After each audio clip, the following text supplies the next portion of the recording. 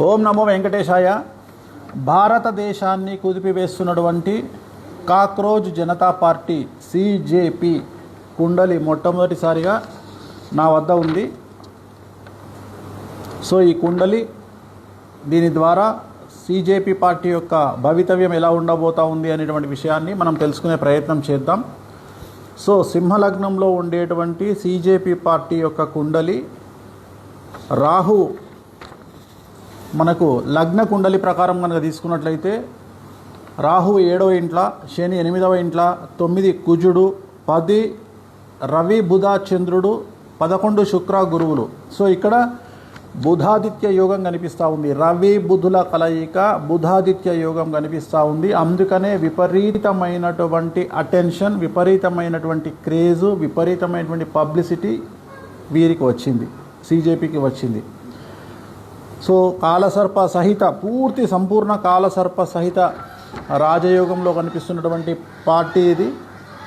So 2026 అంటే ఈ సంవత్సరం అక్టోబర్ 31 వరకు దశాచిత్రం ప్రకారంగా వీళ్లకు విపరీతమైనటువంటి క్రేజ్ ఉండే అవకాశం ఉంది. సో తదుపరి మరి ఒక రకమైనటువంటి క్రేజ్ వీళ్లకు వచ్చేటువంటి అవకాశం కనిపిస్తూ ఉంది. ఒకవేళ రాశి చక్రాన్ని కనుక పరిశీలించినట్లయితే ముఖ్యంగా రాశి చక్రంలో 10వ ఇంట్లో రాహువు అనేటువంటిది చాలా విపరీత రాజయోగాన్ని సూచిస్తూ ఉన్నాడు. సో ఎంత రాజయోగం అంటే వీళ్లను అణిచివేయాలని చూస్తే రివర్స్ అవుతుంది వ్యవహారం. అందుకని వీళ్లను చాలా పద్ధతిగా, అంటే కామ్గా వీళ్ళని సైలెంట్ చేయడానికి ప్రయత్నం చేయాలి. కానీ వీళ్ళతోని ఒక యుద్ధకరమైనటువంటి వాతావరణంలో వీళ్ళని హ్యాండిల్ చేయడం కష్టం. వీళ్ళను ఏమంటారు, ప్రేమతో లాలించవచ్చు, కానీ వీళ్ళను అగ్రెసివ్గా హ్యాండిల్ చేయలేం. కారణం రాశి చక్రంలో రాహు 10వ ఇంట్లో ఉన్నాడు, శని 11వ ఇంట్లో ఉన్నాడు, 12వ ఇంట్లో కుజుడు ఉన్నాడు. సో కుజుడు 12వ ఇంట్లో ఉంటే ఏమవుతుంది బేసిక్గా అంటే ఎక్కువగా యాంగ్జైటీ ఉంటుంది. అంటే ఏమంటారు, ఒక రకమైనటువంటి టెంపర్తనం అంటాం కదా, అంటే తొందరపాటు, వీళ్ళల్లో కొద్దిగా తొందరపాటు ఎక్కువగా ఉండే అవకాశం ఉంది. సో జాతకరీత్యా కనుక తీసుకున్నట్లయితే ఇప్పుడు వీళ్ళు చేసేటువంటి డిమాండు ధర్మేంద్ర ప్రధాన్ మినిస్టర్ రాజీనామా చేయాలి. 100కి 100% ధర్మేంద్ర ప్రధాన్ రాజీనామా చేసే అవకాశం ఉంది.